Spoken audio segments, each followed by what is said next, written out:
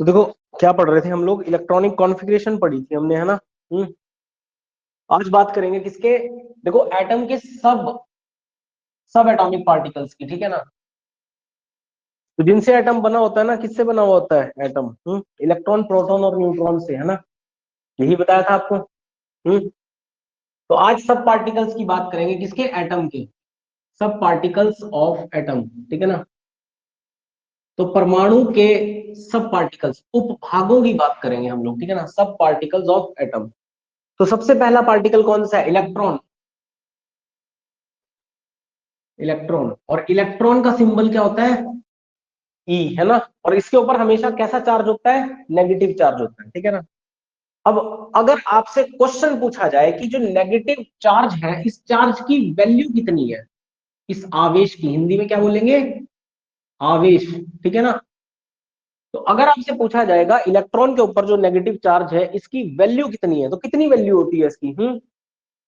-1.6 into 10⁻⁻19 coulomb, ठीक है ना। ठीक है, तो क्या होती है चार्ज, आवेश के कितना होता है इलेक्ट्रॉन पर? -1.6 इंटू 10⁻⁻19 कूलाम, ठीक है ना। और ये जो नेगेटिव है ना, ये क्या है यहाँ पर? नेगेटिव, है ना। ये क्या है? ऋणात्मक आवेश है, ठीक है ना।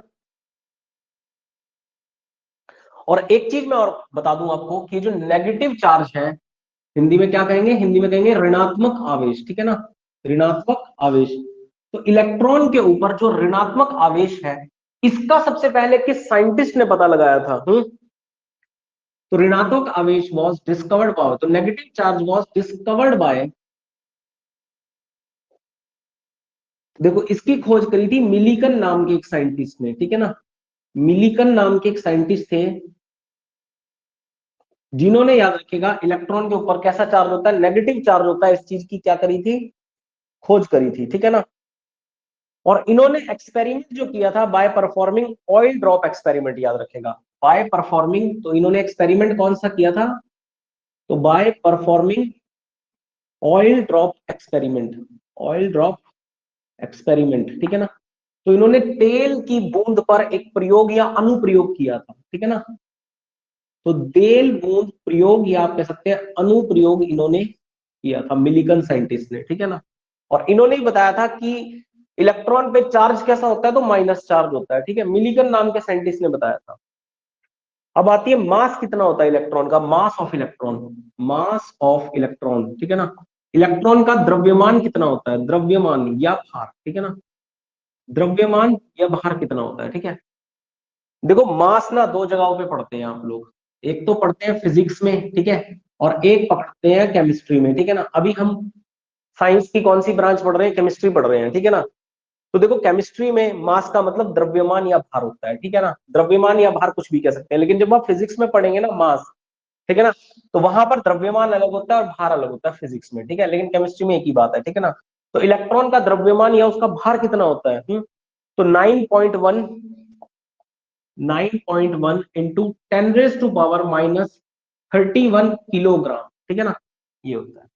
अब भार की बात हो रही है, तो भार तो किलोग्राम या ग्राम्स में ही आएगा ना, ठीक है। तो 9.1 इंटू 10⁻⁻30 किलोग्राम। अब एक क्वेश्चन एग्जाम में जो बहुत आता है, ठीक है ना, वो पूछता है इलेक्ट्रॉन का चार्ज अपॉन मास कितना होगा? चार्ज अपॉन मास, यानी कि आवेश को अगर भाग करेंगे आप किससे? द्रव्यमान से, तो इसकी वैल्यू कितनी आती है? ये एग्जाम में बहुत आता है क्वेश्चन, ठीक है।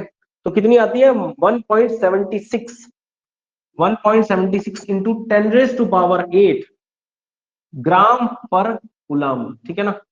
तो 1.76 इंटू 10⁻8 ग्राम, अब किस में आएगा ये?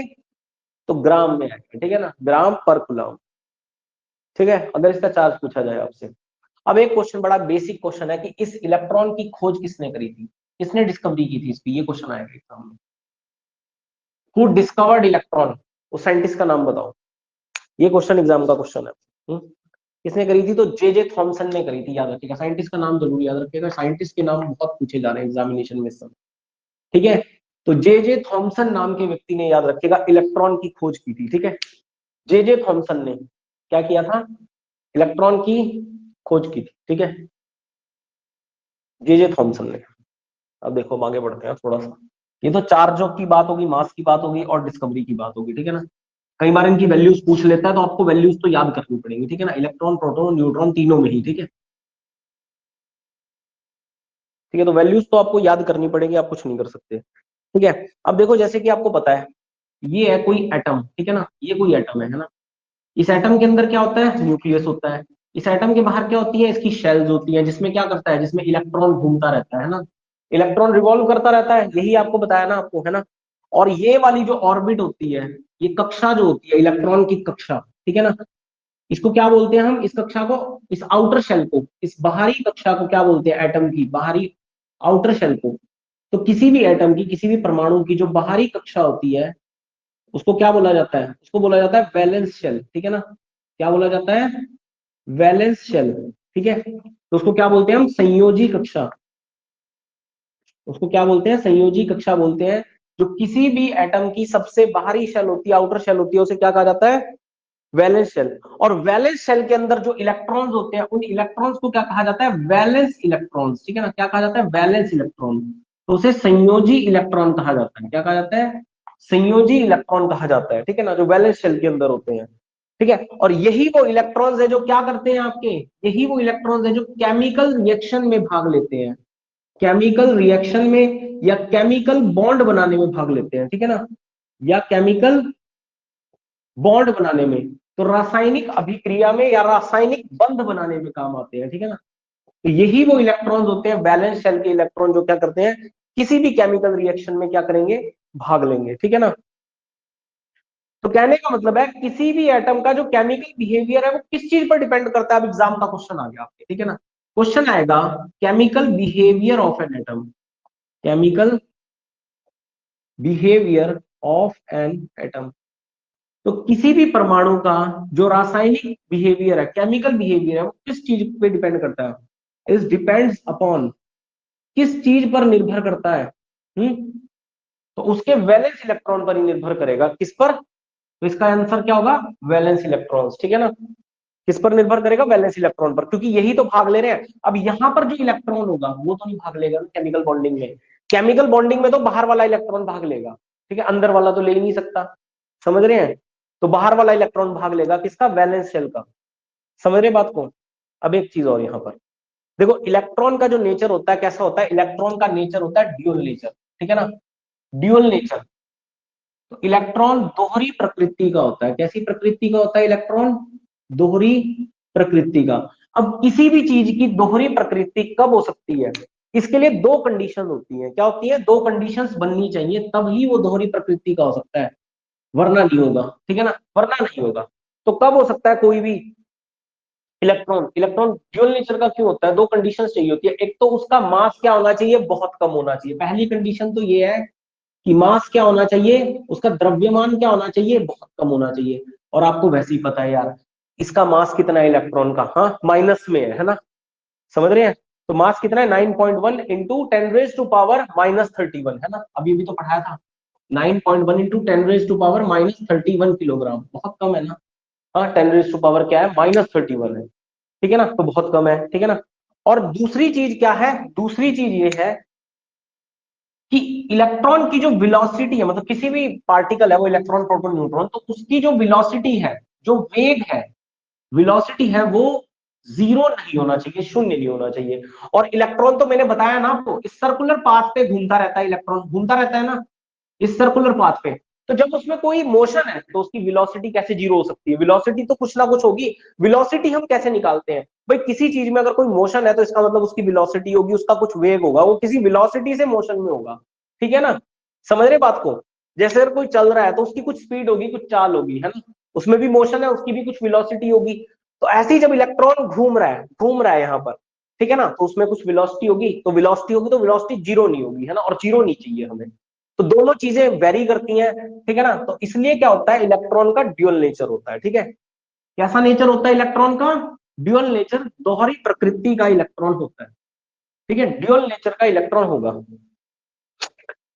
ठीक है भाई, इतनी बात समझ में आ रही। अब आउटर शेल में तो नेगेटिव चार्ज था, लेकिन अंदर प्रोटॉन न्यूट्रॉन होते हैं, न्यूक्लियस के अंदर एटम के, तो वहां कैसा चार्ज होता है, पॉजिटिव चार्ज होता है, ठीक है ना। तो ड्यूअल नेचर कैसा होता है, एक तो पार्टिकल की फॉर्म में, एक वेव की फॉर्म में। ड्यूअल नेचर कैसा होता है, एक पार्टिकल और एक वेव की। तो वेव को हिंदी में बोलते हैं तरंग के रूप में होगा, और एक कण के रूप में होगा, पार्टिकल के रूप में, ठीक है ना। दूसरा क्या होगा, कण के रूप में होगा, ठीक है। एक क्वेश्चन जो एग्जाम में बहुत पूछा जाता है, सीडीएस के एग्जाम का तो बड़ा फेवरेट क्वेश्चन बन जाता है ये जो मैं आप पढ़ाऊंगा आपको। सीडीएस का एग्जाम है ना, कंबाइंड डिफेंस सर्विसेज का, या स्टेट पब्लिक सर्विस कमीशन का, क्वेश्चन पूछा जाता है energy of revolving electron, energy of revolving electron कैसी होती है। ऑप्शन मिलेगा नेगेटिव, पॉजिटिव, ठीक है ना, या मिलेगा कोई चार्ज नहीं, नो चार्ज, ठीक है ना, या नन ऑफ दीज, ऐसे कुछ भी ऑप्शन मिल जाएगा। तो कैसी होती है एनर्जी किसी भी रिवॉल्विंग इलेक्ट्रॉन, भाई इलेक्ट्रॉन तो इस ऑर्बिट में घूम रहा है ना लगातार, यहाँ है, फिर यहाँ आ गया, फिर यहाँ आ गया, फिर यहाँ आ गया, लगातार इस सर्कुलर पाथ पे घूम रहा है इलेक्ट्रॉन, ठीक है ना। तो उसकी जो एनर्जी है रिवॉल्विंग इलेक्ट्रॉन की, घूमते हुए इलेक्ट्रॉन की जो ऊर्जा है वो कैसा है, उस पर कैसी है, वो नेगेटिव है, पॉजिटिव है, या कोई चार्ज नहीं होगा, नेगेटिव पॉजिटिव, तो क्या आंसर आएगा, नेगेटिव। ये क्वेश्चन सीडीएस का क्वेश्चन है, ठीक है भाई। इतनी बात देर से तो पढ़ा रहा हूँ, इलेक्ट्रॉन पे कैसा चार्ज, नेगेटिव चार्ज, तो एनर्जी भी कैसी, नेगेटिव, ठीक है ना, नेगेटिव एनर्जी, ठीक है ना, समझ रहे। अब एक चीज यहां पर देखो, एंटी पार्टिकल्स होते हैं कुछ इलेक्ट्रॉन के, ठीक है, क्या होते हैं एंटी पार्टिकल्स। ड्यूअल नेचर आ गया समझ में। तो एक तो मास बहुत कम होना चाहिए, वेलोसिटी जीरो नहीं होनी चाहिए, तो ड्यूअल नेचर का होगा, एक पार्टिकल की फॉर्म में, एक वेव की फॉर्म में, ठीक है ना। और वेव की फॉर्म में कैसे होता है, देखो क्या होता है, इलेक्ट्रॉन ऐसे भी रिवॉल्व नहीं करता बिल्कुल सर्कुलर पाथ में, इलेक्ट्रॉन ऐसे झूमता हुआ रहता है, इलेक्ट्रॉन ना ऐसे झूमता हुआ रहता है अपनी कक्षा में, समझ रहे हो बात को। इलेक्ट्रॉन ऐसे झूमता फिरता रहता है, यहाँ पर कोई उसकी फिक्स वो नहीं है कि वो है कि उसमें और लगातार गोल गोल गोल गोल घूमेगा, और झूमता हुआ रहता है, ठीक है ना, झूमता हुआ रहता है ना, वेव के फॉर्म में, है ना, वेव की फॉर्म में। और कैसा है, पार्टिकल तो ही है, एक सब पार्टिकल है ना, किसका, एटम का एक सब पार्टिकल है, और वेव की फॉर्म में घूमता रहता है। तो कैसे फॉर्म में, दो ड्यूअल नेचर होता है, ठीक है। इलेक्ट्रॉन का कैसा नेचर होगा, ड्यूअल नेचर, ठीक। अब देखो एंटी पार्टिकल ऑफ इलेक्ट्रॉन्स आते हैं, anti particle of electron, anti particle of electron, ठीक है। देखो इलेक्ट्रॉन के क्या बोलते हैं, प्रतिकण, हिंदी में क्या बोलेंगे, इलेक्ट्रॉन के, हिंदी में भी लिख लो, प्रतिकण, ठीक है, इलेक्ट्रॉन के प्रतिकण, ठीक है। तो एक तो है इलेक्ट्रॉन, ठीक है ना, देखो ये एंटी पार्टिकल है, एंटी पार्टिकल, एंटी का मतलब क्या होता है, जो एंटी होते हैं उसके, ठीक है ना। देखो एंटी पार्टिकल का कुछ मास होगा, मान लो इसका मास है, और ये जो इलेक्ट्रॉन है इसका भी कुछ मास होगा, इसका मास होगा क्या, m2।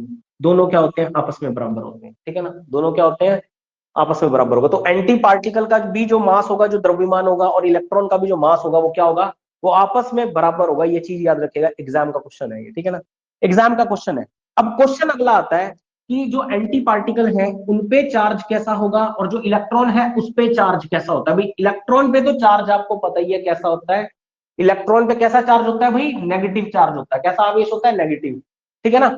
देखो एंटी पार्टिकल का भी मास, द्रव्यमान क्या होगा, और इलेक्ट्रॉन के मास के क्या होगा, बराबर होगा। लेकिन अब बात आती है दोनों के ऊपर साइन कैसा होगा, तो साइन इज डिफरेंट होगा, दोनों के ऊपर साइन कैसा होगा, अलग अलग होगा, साइन इज डिफरेंट, ठीक है ना। साइन इज क्या हो जाएगा, तो दोनों के चार्ज पर है तो समान, लेकिन चार्ज क्या हो जाएगा, तो चार्ज डिफरेंट हो जाएगा, ठीक है ना, चार्ज साइन डिफरेंट हो जाएगा। मतलब जो एंटी पार्टिकल होंगे उसके ऊपर कैसा चार्ज होगा, उसके ऊपर होगा पॉजिटिव चार्ज, ठीक है। अब क्वेश्चन आएगा, इलेक्ट्रॉन के एंटी पार्टिकल्स को क्या कहा जाता है, इलेक्ट्रॉन के जो प्रतिकण है, एंटी पार्टिकल्स है, उन्हें क्या कहा जाता है, तो उन्हें कहा जाता है पॉजिट्रॉन। क्या कहा जाता है, ये क्वेश्चन एग्जाम का क्वेश्चन है वो आपके, ठीक है, उसे क्या कहा जाता है, पॉजिट्रॉन। पॉजिट्रॉन का मतलब क्या है, पॉजिट्रॉन का मतलब होता है पॉजिटिव इलेक्ट्रॉन, ठीक है ना। क्या मतलब होता है इसका, पॉजिटिव इलेक्ट्रॉन, ठीक है ना, कैसे इलेक्ट्रॉन, पॉजिटिव इलेक्ट्रॉन, ठीक है ना। तो चार्ज तो बराबर होगा, देखो दोनों का जो चार्ज होगा कैसा होगा, मास होगा वो बराबर होगा, मास कैसा होगा, बराबर होगा।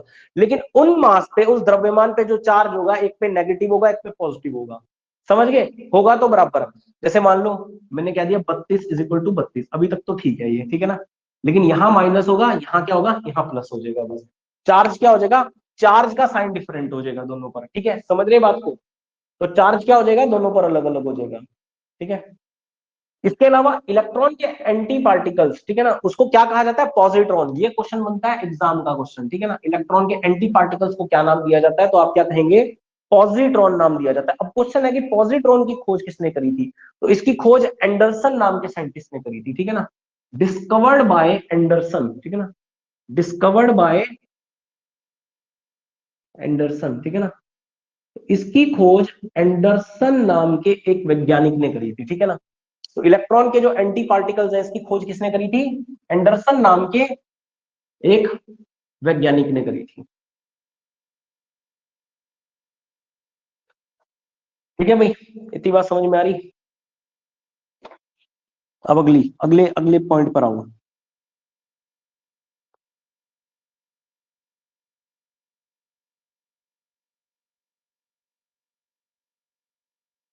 देखो ये कोई एटम, ठीक है ना, एटम के अंदर क्या होता है, उसका न्यूक्लियस, जिसपे कैसा चार्ज, जिसपे पॉजिटिव चार्ज, ये आउटर शेल, इसमें क्या है, इसमें इलेक्ट्रॉन है, इस शेल में भी क्या है, इलेक्ट्रॉन है, ठीक है ना। तो देखो जो अंदर वाली शेल में इलेक्ट्रॉन होता है, इस अवस्था को इलेक्ट्रॉन की क्या कहते हैं, नॉर्मल स्टेट, क्या बोलते हैं, नॉर्मल स्टेट या फिर ग्राउंड स्टेट, ठीक है ना, इस अवस्था को क्या बोलते हैं, नॉर्मल स्टेट या फिर ग्राउंड स्टेट, नॉर्मल स्टेट या फिर ग्राउंड स्टेट बोलते हैं इसको, ठीक है ना, सामान्य अवस्था। तो इलेक्ट्रॉन कैसी अवस्था में अपनी, तो आप कह सकते हैं कि इलेक्ट्रॉन अपनी सामान्य अवस्था में है, ठीक है ना, इलेक्ट्रॉन अपनी किस अवस्था में है, तो सामान्य अवस्था में है यहाँ पर, ठीक है ना, ग्राउंड स्टेट में है, सामान्य अवस्था में है। अब इस इलेक्ट्रॉन को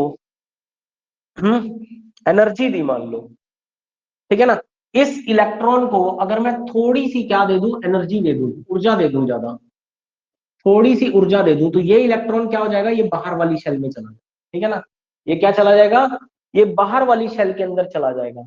और जब बाहर वाली शेल में आएगा तो इसको क्या कहा जाएगा, इसको कहा जाएगा एक्साइटेड इलेक्ट्रॉन, क्या कहा जाएगा, उत्तेजित इलेक्ट्रॉन, एक्साइटेड इलेक्ट्रॉन, या हिंदी में कहेंगे उत्तेजित इलेक्ट्रॉन कहा जाएगा इसको, ठीक है, क्या कहा जाएगा, उत्तेजित इलेक्ट्रॉन या फिर एक्साइटेड इलेक्ट्रॉन, ठीक है, एक्साइटेड या फिर उत्तेजित इलेक्ट्रॉन कहा जाएगा इसको, ठीक है, थोड़ी सी एनर्जी देंगे तो ये क्या चला जाएगा, बाहर चला जाएगा, ठीक है। और फिर इस एक्साइटेड इलेक्ट्रॉन को, इसी एक्साइटेड इलेक्ट्रॉन को अगर मुझे वापस से क्या करना है, वापस से इसकी नॉर्मल स्टेट में लेकर के आना है, तो मुझे क्या करनी पड़ेगी, एनर्जी रिलीज करवानी पड़ेगी। अभी मैंने एनर्जी दी थी इसको, ठीक है ना, एनर्जी दी मैंने बाहर से इसको, एनर्जी देने से क्या हो गया, ये और तेज घूमने लग गया, और तेज घूमने चल गया और बाहर निकल गया, ठीक है ना, बाहर निकल गया, ठीक है ना। अगर मैं मान लो एक पत्थर को भी एक रस्सी से बांध के घुमाना शुरू करूं, बहुत तेज घुमाना शुरू करूंगा, तो क्या होगा, इतनी एनर्जी मिलेगी उसको कि वो बाहर चला जाएगा, रस्सी टूट के भी बाहर जा सकता है, ठीक है ना, जा सकता है ना। तो इसको भी मैं एनर्जी दूंगा तो ये भी कहां चल जाएगा, बाहर चल जाएगा। अब मान लो वापिस अभी कहां आ गया, एक्साइटेड अवस्था में आ गया, उत्तेजित अवस्था में आ गया, बाहर चला गया, इस वाली शेल में चला गया, कौन सी शेल में, वैलेंस शेल में, जो सबसे आउटर शेल है किसी भी एटम की, उसमें चला गया। अब मुझे वापस से अगर इसको नॉर्मल स्टेट में लाना है तो मुझे क्या करना पड़ेगा, वापस से इसकी एनर्जी को रिलीज करवाना होगा, उसके बाद ये वापस आएगा। तो जो एनर्जी देके मैंने इसको बाहर निकाला था, वो एनर्जी मुझे रिलीज करवानी पड़ेगी। तो एक्साइटेड इलेक्ट्रॉन को अगर मुझे नॉर्मल स्टेट में लाना हो, क्वेश्चन है एग्जाम का, ठीक है ना, एक्साइटेड इलेक्ट्रॉन को अगर मुझे नॉर्मल अवस्था में, सामान्य अवस्था में लाना है, तो एनर्जी रिलीज करानी पड़ेगी। और एनर्जी रिलीज करके कौन सी रेज में जो है वो फॉर्म में एनर्जी निकलती है, तो याद रखिएगा गामा रेज और फोटोन की फॉर्म में, गामा रेज और फोटोन की फॉर्म में एनर्जी रिलीज करवाई जाती है, फोटोन की फॉर्म में, ठीक है ना, एनर्जी क्या की जाती है, रिलीज करवाई जाती है। क्वेश्चन आएगा, क्वेश्चन एग्जामिनेशन बनेगा कि अगर वैलेंस शेल के इलेक्ट्रॉन को या एक्साइटेड स्टेट के इलेक्ट्रॉन को आपको नॉर्मल स्टेट में लाना हो, ग्राउंड स्टेट में लाना हो, ठीक है ना, तो आपको जो एनर्जी उसकी रिलीज करवानी होगी वो किस फॉर्म में रिलीज होगी, क्वेश्चन आएगा एनर्जी किस फॉर्म में रिलीज होगी, ठीक है ना। तो आप कहेंगे गामा रेस और फोटोन के रूप में, ठीक है ना, गामा रेस और कौन से, फोटोन के रूप में, ठीक है, ये चीज याद रखेगा।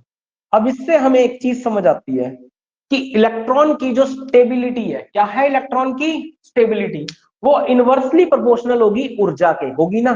यहां से एक चीज समझ में आई आपको कि जो इलेक्ट्रॉन की स्टेबिलिटी है वो इनवर्सली प्रोपोर्शनल होगी किसके, एनर्जी के, है ना। स्थिरता जो है, अगर आप उसको एनर्जी ज्यादा दोगे तो वो क्या करेगा, तो वो बाहर जा सकता है, और अगर आप उसकी एनर्जी कम करोगे तो वो अंदर आएगा। तो स्टेबिलिटी में फर्क पड़ता रहेगा, ऊर्जा कम दोगे ज्यादा दोगे, ठीक है ना। जितनी ज्यादा ऊर्जा दोगे उतनी ज्यादा उसकी स्टेबिलिटी कम होगी इस शेल में रहने की, वो बाहर जाएगा, ठीक है ना। जितनी कम ऊर्जा दोगे उतनी ज्यादा उसकी स्टेबिलिटी क्या होगी, वापिस अंदर वाली शेल में आने को होगी, ठीक है ना। तो स्टेबिलिटी और एनर्जी में कैसा रिलेशन निकला, इनवर्स रिलेशन, ठीक है ना। ये भी एग्जाम का क्वेश्चन है, ठीक है ना, कि किसी भी इलेक्ट्रॉन की स्टेबिलिटी और उसकी एनर्जी में कैसा रिलेशन होता है, तो इनवर्सली प्रोपोर्शनल होती है, उल्टा रिलेशन होती है, ठीक है ना। तो स्थिरता में और उसकी ऊर्जा में, स्टेबिलिटी का मतलब क्या है, स्थिरता, और एनर्जी को हिंदी में क्या बोलते हैं, ऊर्जा, ठीक है भाई। इतनी बात याद रखेंगे, ठीक है। तो ये इलेक्ट्रॉन हो गया आपका कंप्लीट, किसने डिस्कवरी करी, क्या किया, ठीक है। कोई भी क्वेश्चन बन गया निकाल दोगे ना, ठीक है। इस पर चार्ज कितना है, मास कितना है, ठीक है ना, और इस पर चार्ज कैसा होता है, ये क्वेश्चन आता है इलेक्ट्रॉन के ऊपर, ठीक है ना। ये क्वेश्चन एग्जाम में बनता है, इसकी खोज किसने करी थी, ये क्वेश्चन भी बनता है, ठीक है। और इलेक्ट्रॉन क्या होगा, कंप्लीट हो गया। नेक्स्ट आएंगे किसके ऊपर, प्रोटॉन के ऊपर। बस इसमें टाइम नहीं लगेगा, इलेक्ट्रॉन ही थोड़ा सा बड़ा था, बाकी प्रोटॉन न्यूट्रॉन तो 5-5 मिनट के हैं, ठीक है। थोड़े से ही क्वेश्चंस बनते हैं इसमें, कुछ ज्यादा क्वेश्चंस बनते हैं प्रोटॉन न्यूट्रॉन में।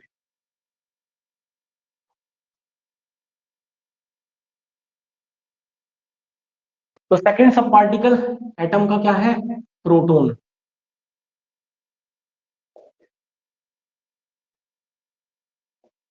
प्रोटॉन, ठीक है।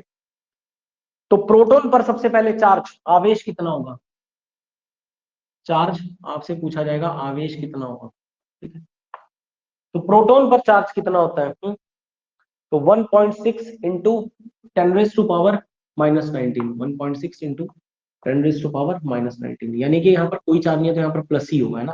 प्लस 1.6 इंटू 10⁻⁹ क्या होगा, गुलाम होगा। यूनिट क्या होगी, गुलाम, ठीक है ना, गुलाम, ये होगा इसका चार्ज। और बात करें अगर मास की, इसका द्रव्यमान कितना होगा, द्रव्यमान कितना होगा, प्रोटॉन का द्रव्यमान। तो प्रोटॉन का द्रव्यमान होता है 1.672, 1.672 इंटू 10⁻⁻27, ठीक है ना, किलोग्राम, ठीक है ना। ये क्या होता है, मास होता है किसका, प्रोटॉन का, ठीक है। और अगर आपसे क्वेश्चन वापस से, charge upon mass, charge upon mass, यदि आप आवेश को भाग करते हो किसके, द्रव्यमान से, तो क्या वैल्यू निकल के आती है, तो लिखिए 9.58, 9.58 इंटू 10⁻⁴ ग्राम पर गुलाम, ठीक है ना। तो ग्राम प्रति गुलाम, ठीक है ना, ये होगा चार्ज अपॉन मास, ठीक है। ये क्वेश्चन एग्जामिनेशन का क्वेश्चन है, ठीक है ना। बस तो सारे क्वेश्चन एग्जाम में पूछ लिए जाएंगे, ठीक है, क्योंकि ज्यादा कुछ खास क्वेश्चन यहाँ से प्रोटॉन से बनते भी नहीं, ठीक है ना। इसकी खोज किसने करी थी, जल्दी से बताओ, प्रोटॉन की खोज किसने करी थी, डिस्कवरी किसने करी थी, who discovered, who discovered proton, proton की खोज किसने करी थी, किस साइंटिस्ट ने करी थी, उस साइंटिस्ट का नाम क्या है, गोल्डस्टीन, ठीक है ना। तो गोल्डस्टीन नाम के साइंटिस्ट ने, याद रखिएगा, गोल्डस्टीन नाम के साइंटिस्ट ने प्रोटॉन की खोज करी थी। लेकिन प्रोटॉन को प्रोटॉन नाम किसने दिया था, the term given by Rutherford, याद रखिएगा। तो टर्म गिवन बाय रदरफोर्ड, ठीक है, याद रखिएगा ये चीज। और रदरफोर्ड ने तो केमिस्ट्री में बहुत काम किया था, ठीक है ना, रदरफोर्ड, ठीक है ना। तो दोनों अलग अलग क्वेश्चन है। प्रोटॉन की खोज गोल्डस्टीन नाम के साइंटिस्ट ने करी थी, और प्रोटॉन को प्रोटॉन नाम किसने दिया था, तो रदरफोर्ड ने दिया था, ठीक है ना, रदरफोर्ड ने दिया। नेचर जो है, ठीक है, यहां तक तो चलो जनरल क्वेश्चंस हो गया आपके। अब जरा थोड़ा सा ऊपर, इसका जो नेचर है, क्या ड्यूअल नेचर का है ये, क्या प्रोटॉन ड्यूअल नेचर का है, क्या प्रोटॉन दोहरी प्रकृति का है, तो आप कहेंगे नहीं, नहीं है ये। क्यों, क्या कारण है, देखो पहली बात तो ये है कि हमने कहा था कि कुछ मास होना चाहिए। दो कंडीशंस मैंने बताया था, एक तो कुछ मास होना चाहिए, है ना, मास है कहाँ है, और कहा था दूसरा वेलोसिटी क्या होनी चाहिए उसकी, जीरो नहीं होनी चाहिए। लेकिन हमें पता है ये कोई एटम है, ये उसका न्यूक्लियस है, इसमें प्रोटॉन भी है, इसमें न्यूट्रॉन भी है। इलेक्ट्रॉन में तो मोशन होता है, लेकिन प्रोटॉन और न्यूट्रॉन में मोशन नहीं होता भाई, नहीं होता, है ना। और चार्ज भी कैसा होता है, पॉजिटिव होता है। प्रोटॉन और न्यूट्रॉन में मोशन नहीं है, तो इसका मतलब उनकी जो वेलोसिटी है वो तो जीरो होगी ना, जीरो होगी, ठीक है। क्योंकि मोशन किस में है, मोशन तो सिर्फ इलेक्ट्रॉन में है जो यहाँ रिवॉल्व कर रहा है बाहर, इसी में है ना, ऐसे ऐसे ऐसे ऐसे ऐसे ऐसे घूम रहा है, इसमें तो वेलोसिटी है क्योंकि ये मोशन कर रहा है, लेकिन प्रोटॉन और न्यूट्रॉन में नहीं है, इसलिए इनका ड्यूअल नेचर, दोहरी प्रकृति नहीं होगी, ठीक है ना। तो ये सिर्फ पार्टिकल की फॉर्म में ही पाए जाते हैं। प्रोटॉन किस फॉर्म में पाए जाते हैं, केवल कण के रूप में पाए जाते हैं, याद रखिएगा ये चीज, ठीक है ना। समझ गए बात को, कि इनका ड्यूअल नेचर क्यों नहीं है, क्योंकि इनकी वेलोसिटी जीरो है, ठीक है ना। और वेलोसिटी जीरो है, और हमने कहा था हमें ड्यूअल नेचर होने के लिए दो कंडीशन चाहिए, तो मास चाहिए और दूसरा वेलोसिटी जीरो नहीं चाहिए, लेकिन प्रोटॉन की जो वेलोसिटी है कितनी है, वो जीरो है भाई, क्योंकि उसमें कोई मोशन नहीं है, ठीक है, उसमें कोई मोशन नहीं है।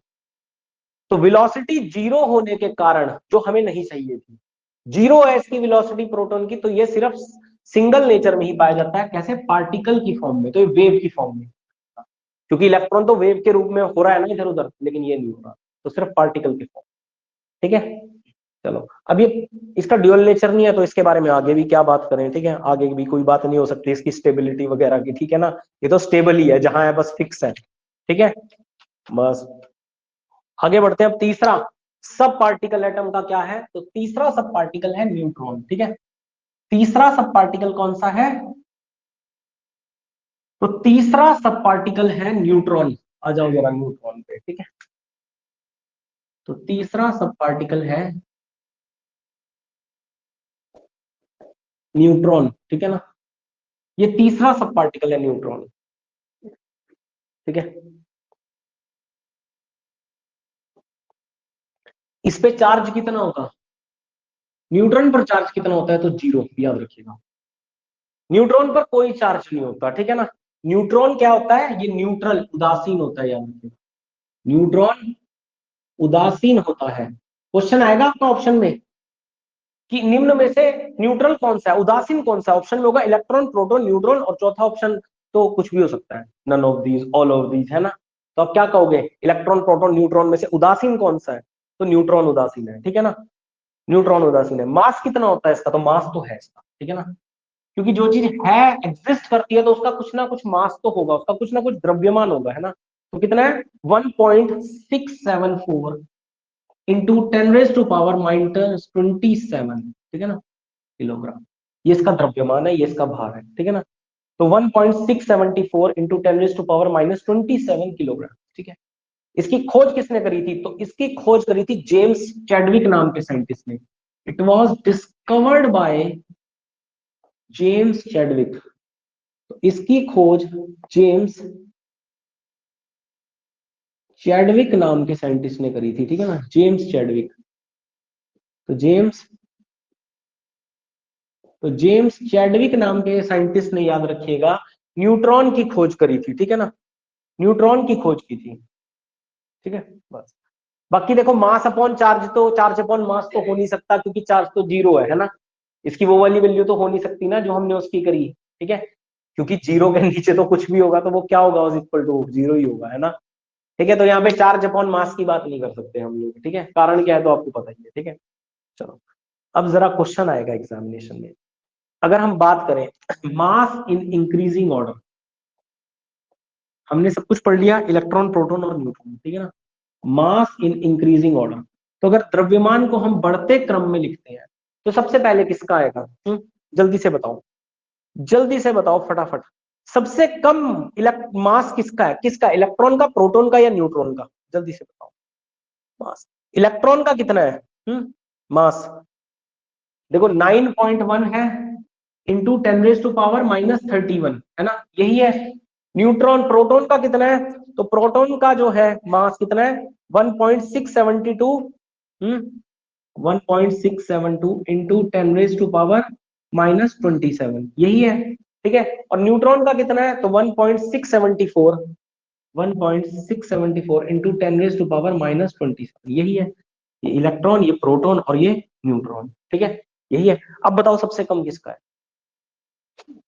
सबसे कम किसका होगा, -31 छोटा है या -27 छोटा है, -31 है ना, माइनस में जाएंगे, -1 छोटा, फिर -2 उससे छोटा, -3 उससे छोटा, है ना, तो -31, यानी कि सबसे कम किसका होगा, इलेक्ट्रॉन का होगा, ठीक है ना। मास सबसे कम किसका होगा अगर आपसे पूछ लिया जाए, तो सबसे कम मास, सबसे कम द्रव्यमान किसका होगा, तो इलेक्ट्रॉन का होगा, ठीक है ना। अब मुझे बताओ यहां पर देखो, 10 की पावर -27, -27 तो सेम है, यहां से तो आप पता लगा नहीं सकते, लेकिन यहां से देखो, ये बताओ मुझे, 72 बड़ा है या 74 बड़ा है, कौन सा छोटा है दोनों में से, 72 या 74? बताओ। हम्म तो 74 का ज्यादा होगा ना यार, 74 ज्यादा होगा और 72 कम होगा, यानी कि ये क्या हो गया, अब ये सबसे भारी हो गया, ये क्या हो गया, ये हैवीएस्ट सब पार्टिकल हो गया, हैवीएस्ट सब पार्टिकल, और ये बीच में आएगा, ठीक है ना, ये बीच में रहेगा, ठीक है ना। तो सबसे भारी, सबसे हल्का, और ये बीच में, ठीक है ना। समझ के बाद को क्वेश्चन आएगा, तो न्यूट्रॉन, प्रोटॉन और फिर इलेक्ट्रॉन क्या बनेगा, सबसे भारी न्यूट्रॉन, फिर उससे कम भारी प्रोटॉन, और उससे कम भारी क्या होगा, इलेक्ट्रॉन होगा, ठीक है ना। उससे कम भारी क्या होगा, तो आपसे पूछा जाएगा हैवीएस्ट सब पार्टिकल ऑफ एट, क्वेश्चन क्या बनेगा, वन लाइनर में बनेगा क्वेश्चन, क्वेश्चन आएगा हैवीएस्ट, हैवीएस्ट सब पार्टिकल ऑफ एटम, सब पार्टिकल ऑफ एटम, तो किसी भी परमाणु का सबसे भारी सब पार्टिकल उपकरण कौन सा होगा, ठीक है ना। तो किसी भी परमाणु का सबसे भारी उपकरण कौन सा होगा, तो आपका आंसर क्या होगा, न्यूट्रॉन, क्या होगा, न्यूट्रॉन, ठीक है ना। किसी भी परमाणु का सबसे हल्का उपकरण कौन सा होगा, तो आप क्या कहेंगे, इलेक्ट्रॉन, सबसे हल्का या लाइटेस्ट, ठीक है ना। ये वन लाइनर क्वेश्चन बनेगा एग्जाम में आपके, ठीक है, ठीक है। तो किसी भी एटम के सबसे हल्का और सबसे भारी, कर देंगे इस क्वेश्चन को, ठीक है। अब दो क्वेश्चन मैं आपको यहां से और कराऊंगा, ठीक है ना, और आपका एटॉमिक स्ट्रक्चर खत्म, ठीक है ना। इसके बाद मेरे को आइसोबार, आइसोटोन्स ये करवाने हैं, बस कल खत्म कर देंगे इसको, जो भी होगा, ठीक है, इस टॉपिक को, ठीक है, ठीक है। अब दो क्वेश्चन मैंने आपको और कराने हैं, ठीक है, यहां से, यह यहां तक क्लियर हो गया होगा सारी चीजें, ठीक है, कौन सा भारी है, कौन सा हल्का है सबसे, और ये एग्जाम में क्वेश्चन बनेगा भाई, ठीक है, या खोज होगी इससे क्वेश्चन बन सकता है। दो क्वेश्चन और, क्वेश्चन नंबर फर्स्ट लिखिए, क्वेश्चन नंबर, देखो क्वेश्चन है कि मास ऑफ प्रोटॉन, लिखिए मास ऑफ प्रोटॉन, तो प्रोटॉन का मास, प्रोटॉन का द्रव्यमान, प्रोटॉन का द्रव्यमान, ठीक है ना। क्वेश्चन है कि इलेक्ट्रॉन के द्रव्यमान से कितना ज्यादा है, ठीक है ना, इलेक्ट्रॉन के द्रव्यमान से कितना ज्यादा है, क्वेश्चन आता है एग्जामिनेशन से, कितना ज्यादा है, ये क्वेश्चन बनेगा कि प्रोटॉन का द्रव्यमान, हमें तो पता है इलेक्ट्रॉन से तो ज्यादा है ना, इलेक्ट्रॉन का तो सबसे कम है ना, प्रोटॉन का उससे ज्यादा है, फिर न्यूट्रॉन का उससे ज्यादा है, ठीक है। तो हमें पता है प्रोटॉन का द्रव्यमान इलेक्ट्रॉन के द्रव्यमान से कितना ज्यादा है, तो याद रखिएगा 1837 टाइम्स, ठीक है ना, तो 1837 गुना ज्यादा है, कितना ज्यादा है, 1837 गुना ज्यादा है, ठीक है ना। या आपसे पूछ लिया जाए इलेक्ट्रॉन का द्रव्यमान प्रोटॉन के द्रव्यमान से कितना कम है, तो आप क्या कहेंगे, 1837 गुना कम है, ठीक है ना। ये ज्यादा पूछ ले तो 1837 गुना ज्यादा है, ठीक है। अगला क्वेश्चन है कि न्यूट्रॉन का मास इलेक्ट्रॉन के मास से, क्वेश्चन नंबर, ठीक है ना, न्यूट्रॉन का द्रव्यमान, न्यूट्रॉन का द्रव्यमान, ठीक है ना, न्यूट्रॉन का द्रव्यमान इलेक्ट्रॉन के द्रव्यमान से, ठीक है ना, इलेक्ट्रॉन के द्रव्यमान से कितना ज्यादा है, इलेक्ट्रॉन के द्रव्यमान से कितना ज्यादा है, ठीक है ना, न्यूट्रॉन का द्रव्यमान इलेक्ट्रॉन के द्रव्यमान से कितना ज्यादा है, तो याद रखिएगा 1839 टाइम्स, ठीक है ना, तो 1839 गुना ज्यादा है, ठीक है ना, 1839 गुना ज्यादा है, ठीक है। तो ये क्वेश्चन बनते हैं किस चीज के, आपके एग्जाम्स के, ठीक है भाई, ये क्वेश्चन बनेंगे किसके, तो ये क्वेश्चंस बनेंगे आपके एग्जाम के, ठीक है भाई। यहां तक कोई डाउट जल्दी से बताओ, ठीक है। तो एटॉमिक स्ट्रक्चर हम लोग पढ़ रहे थे, ठीक है, किसी भी एटम की स्ट्रक्चर, एटॉमिक स्ट्रक्चर यानी कि परमाणु संरचना, ठीक है, जो कि हमने पढ़ ली है, ठीक है। जल्दी से बताओ, अभी यहां तक कोई डाउट है किसी को?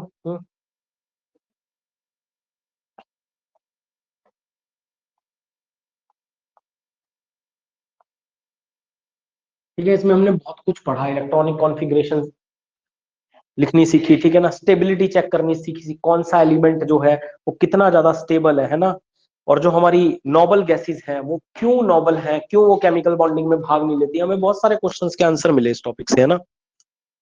तो जल्दी से बताओ अब कोई डाउट है तो।